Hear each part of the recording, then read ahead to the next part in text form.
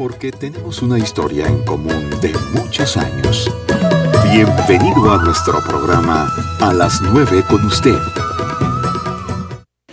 ¿Qué tal, amigos? Muy buenos días. Muchas gracias por su compañía. Pero antes que nada, yo quiero agradecer profundamente el numerosísimo auditorio, amigos radioescuchas, que acudieron este pasado sábado a nuestro desayuno conmemorativo organizado, qué mujer tan especial, por Tere García.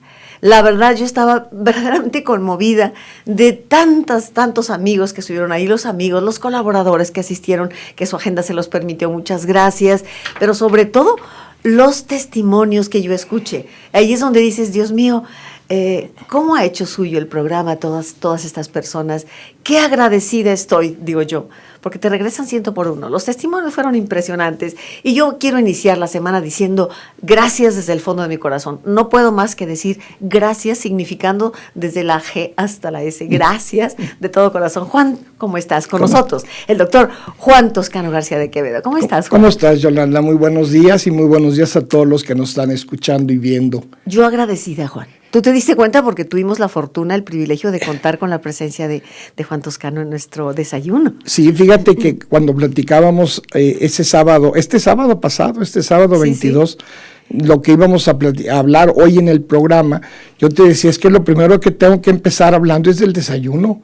Fue algo verdaderamente impresionante. Mira, Yolanda, yo tengo ya pues más de 50 años bailando por todos los medios y brincando, y nunca me había tocado ver no solo el desayuno en sí, que fue fantástico, sino la cantidad, yo calculé más de 300 personas del auditorio, es decir, y ya quedaban gente afuera, cuando yo me levanté, quedaban personas afuera que ya no podían entrar porque no había espacio. Sí, es cierto. Es esto de que en una, vamos a decir, una convocatoria ciudadana, por no decir que la estás manejando tú, porque no la estabas manejando tú, que llegue esa cantidad de radioescuchas y que sigan además tratando de entrar más y presentándose y reconociéndose, fue verdaderamente fantástico. Sí. Te lo digo, con muchos años de experiencia, fue verdaderamente fantástico. No sabes cómo agradecí tu presencia, Juan. Me encantó que estuvieras así como otros colaboradores que estuvieron. Los testimonios, Juan, ¿qué me dices? Yo te agradezco a ti, muy especialmente, como se dijo en muchos de los testimonios, que bueno, todos hablaron lo justo y maravilloso de ti, pero también a ellos. Sí. Yo les agradezco a ellos el que estén al pendiente de nosotros. Tú, la figura de la mujer esta profesora michoacana, maestra rural, es impresionante. Inició diciendo, yo acuso a Yolanda Zamora. Dios mío, ¿de qué me acusa? Yo llevaba ¿te acuerdas que llevaba a mi hijo conmigo? Y me decía, oye papá, ¿y por qué la acusa? Le digo, bueno, pues déjala que termine de hablar. Sí, qué maravilla. Ella acusaba a Yolanda Zamora de haber provocado en ella una maestra, pues no es maestra, ahora es maestra rural, pero era una mujer rural simplemente, que a través de tu programa la motivaste primero a estudiar, después a sacar su licenciatura en maestría, en educación, luego su maestría, luego aprender inglés por su cuenta. Y ahora tiene a los hijos estudiando, una mujer que no tiene ninguna posibilidad más que estar en el rancho. Fíjate lo maravilloso que es. Y como eso hubo muchísimas personas que dieron una serie de testimonios maravillosos. Esta señora maestra rural Tere Sánchez Anaya, Teresita, claro. Palomita le decimos. Es verdaderamente, y luego todos los que a lo largo de tantos años de alguna u otra forma han estado contigo. Yo me acuerdo cuando empezaron a hablar, que hablaban de Jesús García, ¿te acuerdas de Jesús García? Y después cuando te trasladaste a la Torre Educación y que allá íbamos al último piso, y bueno, verdaderamente fantástico. Fue una vivencia que creo que va a dejar marca en todos, en los que fuimos como colaboradores tuyos. Espero que en ti te haya marcado muy especialmente ese cariño de las personas, no te voy a decir de Guadalajara, porque Don Chono viene de Guadalajara, Don Chono es de Tepa. De Tepa. Un Es saludo decir, a los amigos de Los Altos. Las personas Sí. que te escuchan en el estado, fuera del estado, porque Sí. doña Tere pues es michoacana, Sí. y acuérdate aquella vez que estuvo aquí la maestra que venía de Nueva York. Sí. Es decir, tu trabajo, Yolanda, ya trasciende fronteras y eso es muy importante. Digamos que nuestro programa, ¿verdad? Eso fue lo más maravilloso. Sí, fíjate Juan, que yo lo sí. repito una y otra vez, es que no es un proyecto personal, es un proyecto colectivo y eso es lo que funciona. Fíjate que eso que dijiste allí sí es muy interesante, pero me preocupa porque sí es un proyecto personal, Yolanda. Bueno. Es tu vida después de 30 años al aire, más lo que está atrás de preparación.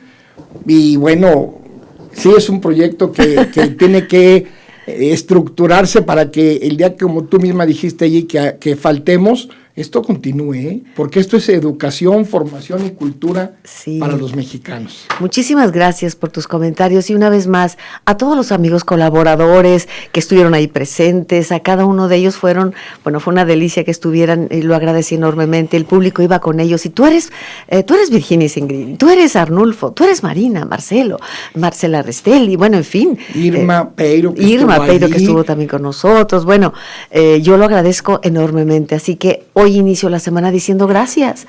Es que esa palabra a mí ya la traigo encima con una profunda convicción de lo que significa. Muchas gracias por todo ello. Víctor Ortiz, actualmente Víctor Ortiz, director del Museo del Periodismo. Periodista de toda la vida también. Gran amigo. Y sabes que estamos preparando... Rafael González Franco, ¿te Franco, acuerdas que también sí. estuvo allí? Eneida se accidentó, no pudo acompañarnos, pero está bien, ¿eh? Pero bueno, no pudo acompañarnos, pero estuvo también Tere Orozco, muchísimas gracias a Tere, pues tantos amigos, Consuelo Márquez. Imposible mencionar a todos los que estuvieron ahí. Muchísimos, y cómo no estar profundamente agradecida. Y les decía que, bueno, anticipo, Víctor aceptó abrir las puertas del Museo del Periodismo para hacer una exposición documental fotográfica de algunos de los entrevistados. Entonces, bueno, pues este año está resultando muy, muy intenso. Ese sería el adjetivo. Sabes que son 30 años muy, muy bien vividos. Y te voy a decir algo que vale la pena también mencionar. Nuestro auditorio, y digo nuestro, porque me siento colaborador de este programa, es de las 3 edades. Habíamos viejos, había intermedios y había niños. Y había niños. Me encanta que los niños llegaran a saludarme. Pues claro. Carlitos, que andaba por ahí, que nos va a hacer el Principito más adelante, sí. Jóvenes, niños, sí, es verdad, es verdad. Y que aquí, sabes, esto no te lo había comentado, Juan, hemos tenido colaboradores ya de 2 generaciones. Carlos Núñez, que fue un brillantísimo fundador de IMDEC, y luego su hijo Juan Carlos Núñez. O sea, hemos tenido colaboradores que fueron primero radioescuchas, como Tere Orozco, como ya lo dijo, y luego es una comunidad cultural hablándose a sí misma. Sí, fíjate que sí, muchachos como Víctor, por ejemplo, que fue reportero primero de un diario ya desaparecido, luego pasó a otro, luego fue freelance y ahora está en el Museo del Periodismo. Y es un muchacho joven, ¿eh? Muy joven y haciendo un muy buen papel. Muy buen papel y sobre todo muy preocupado por la cultura, y más que por la cultura, que me dio mucho gusto, por la educación, que es el punto medular, por la educación de Jalisco. Quiero aprovechar también el momento, Juan, para agradecer a Seminario de Cultura Mexicana, especialmente al licenciado Ignacio Bonilla y a Silvia Quesada, porque nos dedicaron el portafolio que le llaman 3 hojas del interior a los 30 años de A las 9 con usted. ¿Por qué lo agradezco profundamente?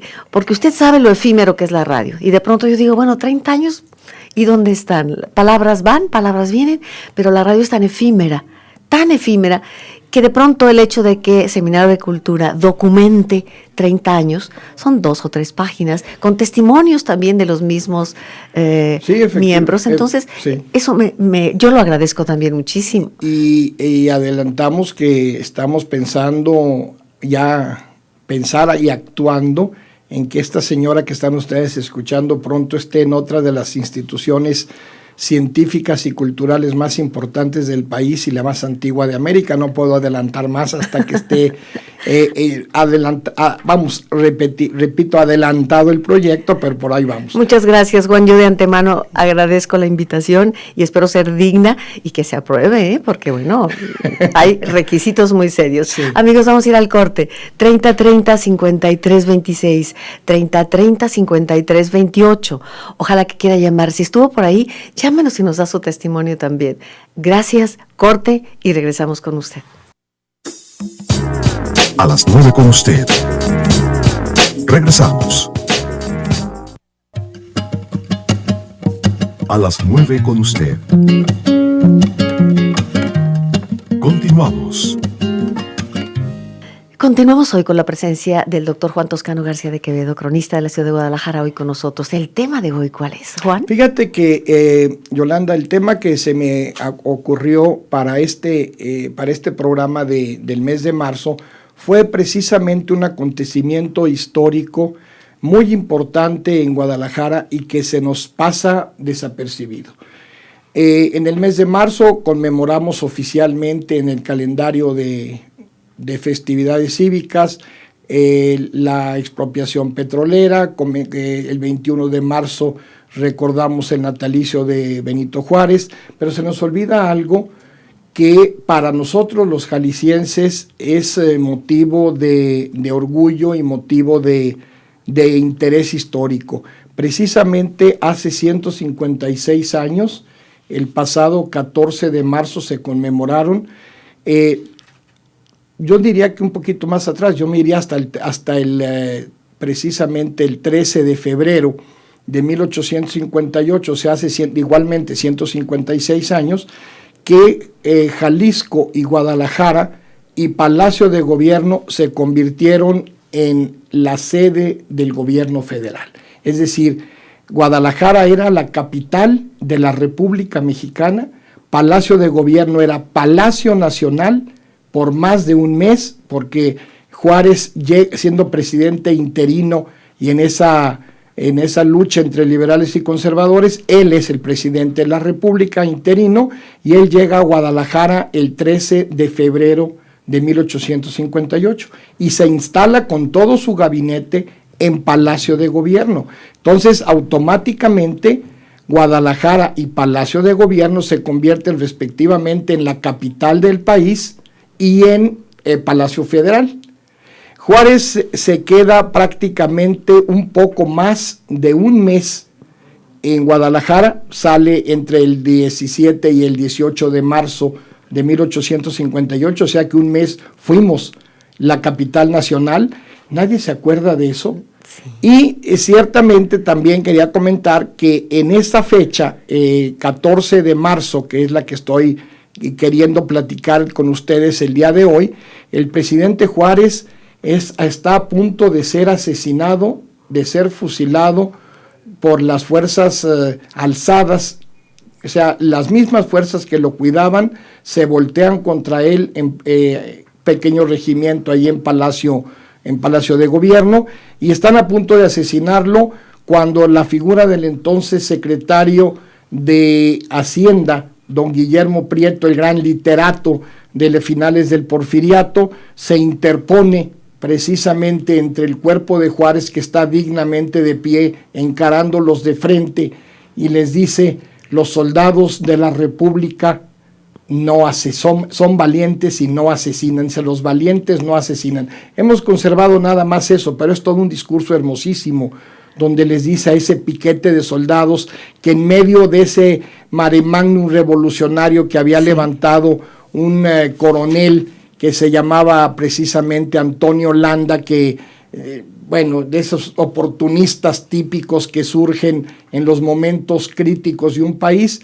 primero es juarista, él está cuidando al presidente Juárez y luego se voltea tranquilamente contra Juárez. ¿Y sabes por qué? Por dinero. Por ver la oportunidad de ver que se acaba. Ventajoso, oportunista. Sí, una gente que verdaderamente es vergonzoso a la hora que estudia su biografía, cómo los estuvo engañando, cómo los estuvo preparando. Y finalmente lo que hace interesante es que Otra vez volvemos a repetir algo que he estado diciendo con mucha frecuencia. Cuando visitamos nuestros edificios históricos, sobre todo un edificio tan icónico como Palacio de Gobierno, hay tantas historias dentro de él, que por ahí me decía un radioescucha que los vas a llevar próximamente, ¿verdad? Justamente, y qué bueno que me lo recuerdas, Juan. Fíjate la coyuntura tan interesante, ¿eh? Todo estaba planeado.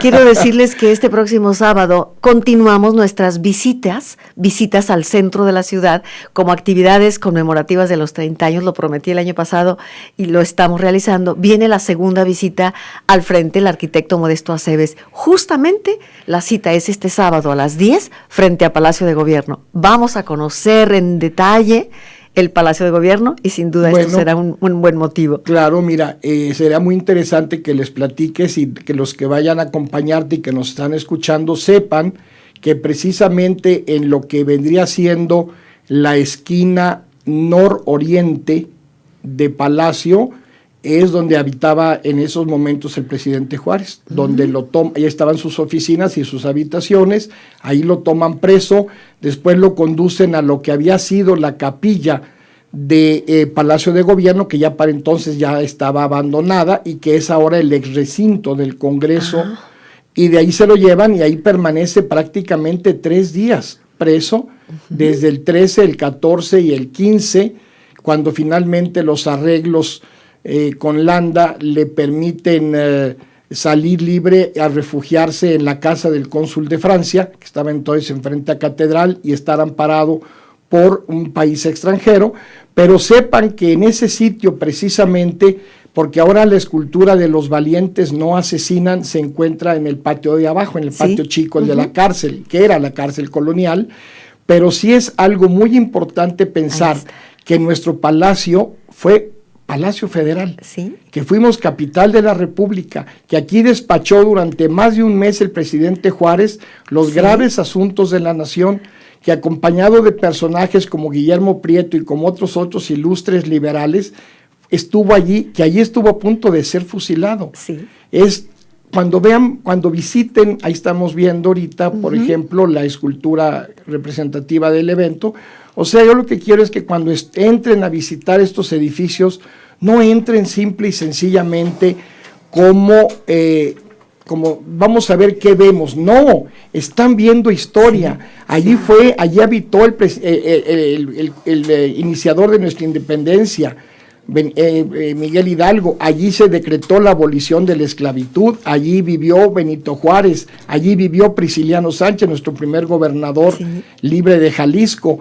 Allí vivió y murió Ramón Corona, a quien debemos la modernidad de Guadalajara. Ahí está la magna obra del más importante de los muralistas mexicanos y de América, Clemente Orozco, y van a ver 2, vean la de la escalera y luego vean la última obra de Clemente Orozco, porque en momentos, meses antes de morir, que se encuentra dentro del ex recinto del Congreso del Estado. Es decir, yo quería, aprovechando que vas a llevar a nuestros radioescuchas, que supieran cómo está cargado de historias. Cada esquinita nos platica una gran historia de todo tipo, desde las historias, vamos a llamar así, de acontecimientos políticos, hasta las de acontecimientos sociales, como el noviazgo del último gobernador colonial, don Josef de la Cruz, con quien luego fueron casados, matrimoniados por el obispo Cabañas. Ya te platicaré algún día esa anécdota porque realmente es digna prácticamente de una obra de teatro o de una historia. Cuéntanos algo, Juan, por favor, no nos dejes con la duda. Te adelanto que este señor, don Josef de la Cruz, el último gobernador colonial, quien quien participó activamente en la persecución de los líderes de la independencia, finalmente él toma posesión de Guadalajara desde 1811 y pues el señor era soltero. Y se encontró una bella tapatía que vivía ahí cerquita de Palacio, y como no podía salir el gobernador a visitar a la señora, como no se acostumbraba entonces, sino los noviazgos eran a través de las rejas de los balcones, Sí. pues la casa de esta ilustrísima señora estaba enfrente a Palacio, a un costado de Palacio, por Pedro Moreno. Y entonces de balcón a balcón pues se veían y se hablaban. No me digas. Sí, y entonces se entera el obispo de Guadalajara, el ilustrísimo señor del cual también algún día platicaremos porque es uno de los grandes hombres de Jalisco, el señor Cabañas, y le dice, pues nomás un día le dice al señor gobernador, voy a pasar a saludarlo a las 6 de la mañana en tal día. Y algún día les diré todas las fechas. Y ya llegó y desde luego el señor gobernador, vestido rigurosamente de militar con su estado mayor, espera al obispo de Guadalajara, y el obispo de Guadalajara llega con todo su séquito episcopal, acompañado por la señorita y unos familiares de la señorita, que era huérfana y muy rica. Y entonces le dice, señor gobernador, vamos a pasar a la capilla de Palacio, donde es ahora el recinto del Congreso, para casarlo con la señorita esta. Porque en mi diócesis no quiero escándalos de esta naturaleza, No de me que digas. el gobernador esté, diríamos ahora los Balcón a muchachos, balcón. checando de balcón a balcón. Qué bonita anécdota. Es una anécdota preciosa, es lo Qué que te digo, hermoso. son historias de Palacio que está cargado. Sí. Y tú vas caminando y algún día platicaremos sobre mi libro, Los fantasmas del Palacio, para que veas todas las maravillas que hay. Magnífico, magnífico. Bueno, quiero recordarle entonces que la cita, nuestra segunda visita a nuestro centro de nuestra ciudad, al corazón de Guadalajara, para conocerlo, apropiarnos de él, cuidarlo, defenderlo. Bueno, empieza Amor es Conocimiento. Vamos a realizar esta visita el próximo sábado, 10 de la mañana, frente al Palacio de Gobierno. Si a usted le interesa, también llámenos después del programa para anotarlo. Es importante saber más o menos cuántos somos. En la visita anterior éramos más de un centenar de personas. Espero que ahora nos llame también para saber cuántos somos. Y vamos a ir al corte, al segundo corte. Gracias, amigos de Puerto Vallarta que reciben este programa. Recuerden que sigue el noticiero para ustedes allá, pero que nos pueden seguir escuchando a través de la red www.c7jalisco.com. Corte y regresamos. A las 9 con usted. Regresamos. A las 9 con usted. Continuamos. Amigos nuestros, hablábamos en este momento, Juan Toscano García de Quevedo y su servidora, de la importancia de la educación. Le decía yo, la historia en las primarias, la historia, cómo la aprendemos, qué importante. Me platicabas que bueno, tú tienes aquí un momento importante que compartir. Bueno, mira, hay dos cosas muy interesantes que en el poquito tiempo que nos queda, sí. Yolanda, platicábamos con varios colaboradores el sábado que el gran problema de México sigue siendo el problema educativo. Sigue siendo. Mientras el problema educativo, es decir, una educación de calidad, planeada, con visión de futuro, con una currícula adecuada a lo que son las necesidades de México y los mexicanos, con una formación adecuada de los maestros. Mira, tú eres doctora en filosofía de la educación. Yo soy doctor en educación también, entre otros grados que tengo. Para nosotros, yo lo estudié porque yo estoy convencido de que el fundamento para que este país se levante y mejore en lo político, en lo económico, en lo social, en lo todo, es la educación. Así es. Y mientras no haya una verdadera carga, o diríamos militarmente, una cargada de caballería por parte de las autoridades en el proyecto educativo estatal y nacional, así es, tendremos problemas serios. Seguiremos teniendo problemas serios. Sí, prácticamente todos los problemas de un país se remiten, se van a la educación, al campo educativo. Eso lo hemos dicho muchas veces, mientras no hay una verdadera y auténtica reforma axiológica en este campo, fíjate, difícilmente. Yo me acuerdo en el año 75, estudiando yo en la Universidad de Houston, patrocinado entonces por una beca de la Universidad Autónoma de Guadalajara, que nos llegó un comentario dentro de la universidad, estaba entonces el presidente Reagan, si no me equivoco, donde habían hecho un balance de la educación en Estados Unidos, y Reagan había visto que había graves deficiencias, y le puso todo su esfuerzo a hacer un proyecto diferente de educación, y salió adelante. Y ahora ves a los niños en las primarias, yo que estoy viendo para allá continuamente, ves a los niños ya con una formación educativa distinta. Así es. General, completa. Bueno, y terminando de lo que hablamos ahora, me gustaría mucho compartir con el auditorio que muchos de los datos que he mencionado hoy y que ustedes podrán gozar el próximo sábado en los que vayan con Yolanda a conocer Palacio, es un folleto escrito por un señor que para muchas gentes no dice nada, es un licenciado Norberto Castro.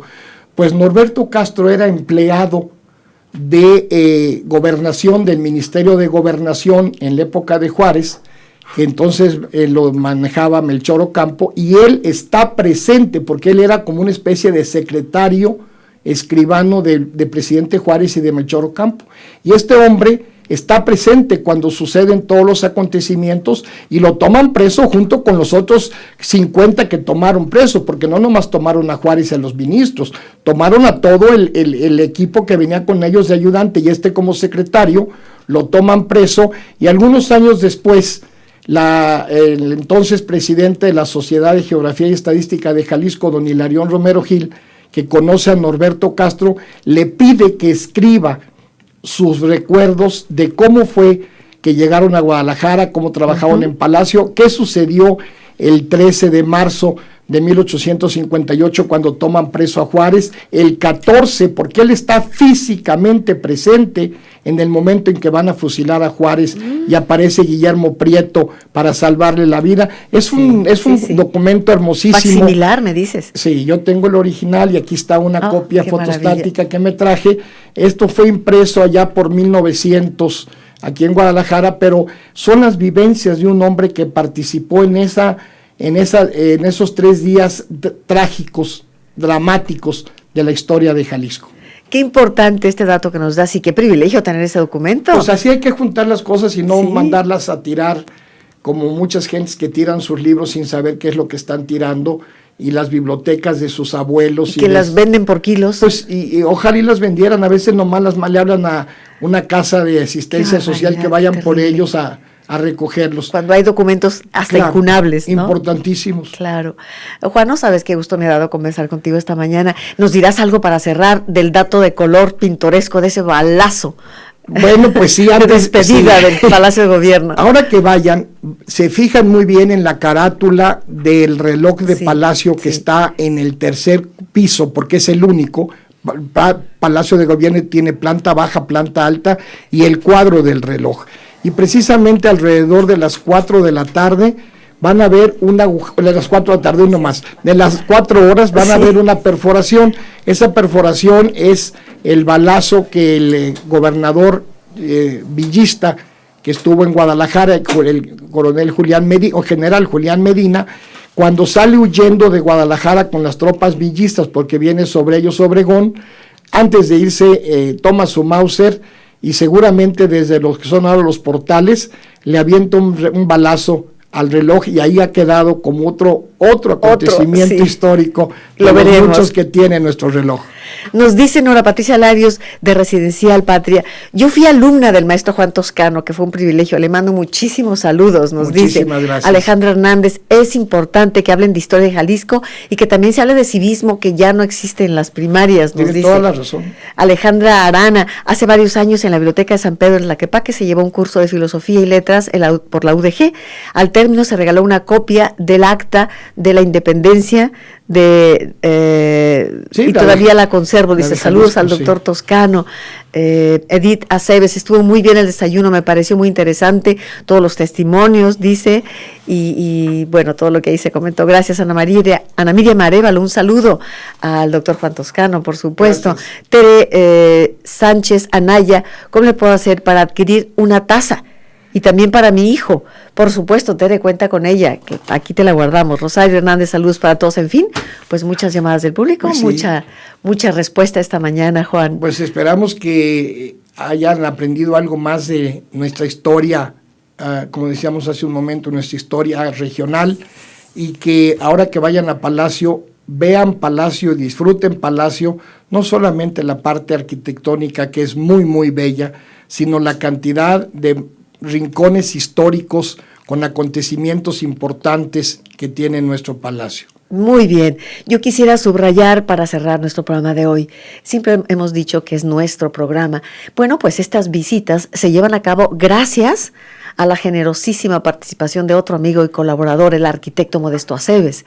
Es importante decirles que gracias a él es el que guía los grupos. Yo voy ahí como una más aprendiendo de todo lo que nos dice el arquitecto Modesto Aceves. Entonces la cita es el sábado a las 10 de la mañana frente a Palacio de Gobierno. Ahí nos vemos. Ahora sí llévese su sombrerito porque hay una buena parte así que transcurre al sol y bueno, cómodamente. Y quiero recordarle que de preferencia llámenos ahora después del programa al 3030-5385 para que se inscriba, para saber más o menos con cuántas personas contamos para esta guía turística, esta visita más que turística, amorosa de nuestro Palacio de Gobierno. Y ahora con este programa que hoy nos ha puesto en contexto Juan Toscano García de Quevedo, pues tenemos ya el plan completo, ¿no, Juan? Y luego les platicaremos más de Palacio. Muy bien. Para que vean muy bien todo, y la próxima vez que nos veamos por aquí, hablaremos mucho más del palacio que visitaron y de los sitios que fueron pasando por ahí. Muy bien. Socorro Tiscareño, a ver, Ángeles, no comprendo muy bien aquí. Felicita al doctor Juan Toscano y dice, yo voy a cumplir 60 años, no terminé la primaria. ¿Dónde pedir? ¿Pedir qué, Ángeles? No está completo. ¿Dónde podría terminar su primaria? Muy bien. Bueno, pues llámanos después del programa porque ahorita ya no hay tiempo para darle todos los datos. Claro que la puede terminar y admiro su decisión de terminar su primaria, por supuesto. Mire usted, Sócrates a punto de morir y lo narra el diálogo justamente de que habla de el momento de la muerte de Sócrates. Él seguía aprendiendo un instrumento. Así que toda la vida es importante continuar aprendiendo, ¿verdad, Juan? Totalmente. No podemos dejar ni ese concepto de la jubilación, no va, Lo importante es hasta el último momento de tu vida estudiar y producir. Siempre preparándose, siempre aprendiendo. La vida es un aprendizaje, pero además yo agregaría que es un aprendizaje gozoso. Eso es lo más importante. Con la curiosidad, con el azoro de aprender, de ver. La vida es muy breve, hay que aprovecharla al 100%. Y qué bien que usted tenga la intención de finalizar su primaria. Y luego le sigue con la secundaria y la prepa. Y bueno. Ya vas a montar a otra.